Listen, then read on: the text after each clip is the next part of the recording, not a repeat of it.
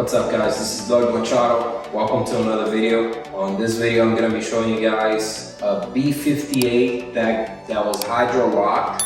We got some bent rods. Some rods actually came out of the piston. I had the oil pan out and I was able to see that the rod was like ripped out of the piston. So we're going to be taking this thing apart. In the process I'm going to be showing you guys how to time it and what actually broke on this very solid motor. These motors don't break unless something drastic like this happens, which, you know, is swallowed water. Water can be compressed, and that's the reason why bent rods broke some of them. So we're gonna be taking this thing apart and we'll see if hopefully we're able to save the block and just replace the pistons and rods, and we'll have this thing back up and running. So let's get to it. Let's start taking it apart. I want to touch on how I set it up on the stand here. As you guys can see, I set it up sideways on the motor mount bracket points because the timing on this engine is actually in the back of the engine, right by the flywheel. So usually on a regular motor, what we do is we just, you know, you guys seen, you just hook up the stand to the back of the motor where the transmission bolts are. So this one you can't do that, unfortunately. And I really don't want to be working on and timing the engine on the hoist. So I set it up sideways like this, okay? Much easier. I can do whatever I gotta do. I can time the engine. Nothing's gonna be in my way, and it's nice and secure on the stand. So let's get to it. I'm gonna start taking this thing apart and let's see what we find.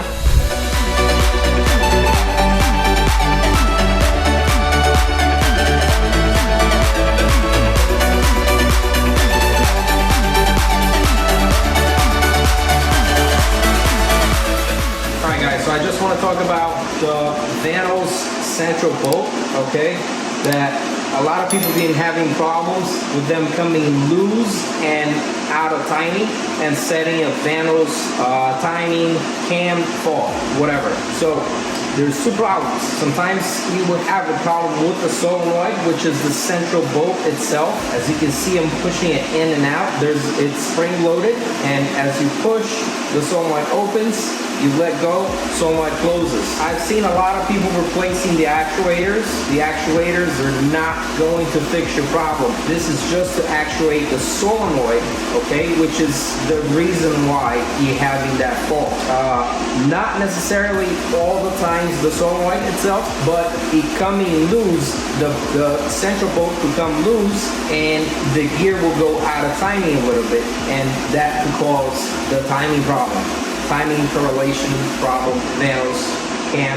Like I say, this is just a pin. As you can see, there's just a pin here, and there's a magnetic field around that once you apply power to it, magnetic field closes and pushes the solenoid in. So it goes in like that. So this is just the actuator. This is not going to fix your problem with the central bolt, okay? This is an easy replacement, but again, it's not going to fix your problem. You have to take everything apart and replace the correct solenoid. And I do recommend replacing both of them because you have the timing tool, you have the valve cover out, so why not just go ahead and replace both? It's only $130 for each. I would just save the headache of the second one going bad after you put everything back together and replace both at the same time. And like I say, unfortunately, this motor is locked and I'm not able to spin the motor. So this is why you guys are not seeing a timing tool attached to the cams, because I can't spin the motor and time the motor before I actually take it apart. So I'm taking the gears out. I loosened up the chain tensioner already, so I'm gonna take that apart so I can take the cylinder head out.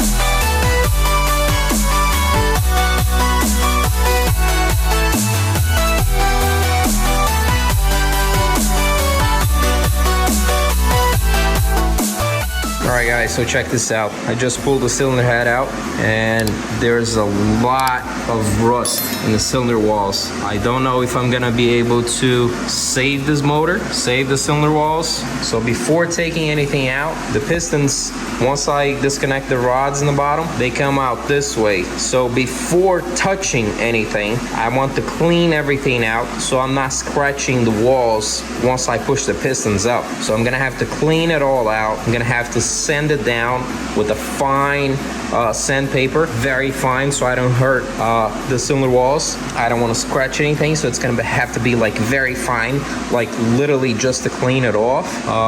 And I'm gonna use plastic wedges to like scrape the walls. But I honestly don't think I'm gonna be able to save this. So let's see what the outcome is. Just want to give you guys like an idea of what it looks like and what's gonna look like afterwards, and if I'm gonna be able to save the cylinder walls and the block.